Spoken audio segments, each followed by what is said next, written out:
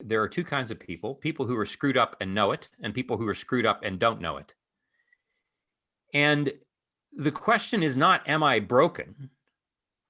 The question is, to what degree am I aware of it? And am I doing the work of revealing that brokenness to others, to God and to others, in such a way that healing is being made available to me?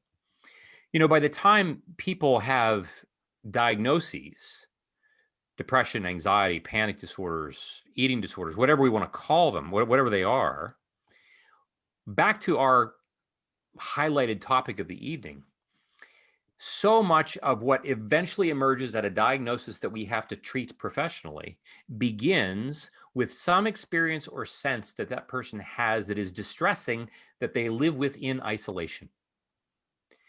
And then they have to find a way to cope with that. And the more they work to cope with it and bury the felt sense of distress, the harder their distress works to get their attention.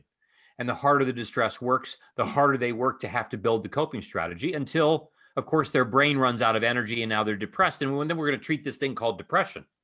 So to Miwa's point again, in many respects, in many cases, not all by far, but in many cases, the challenge ultimately goes back to the question of who knows my story?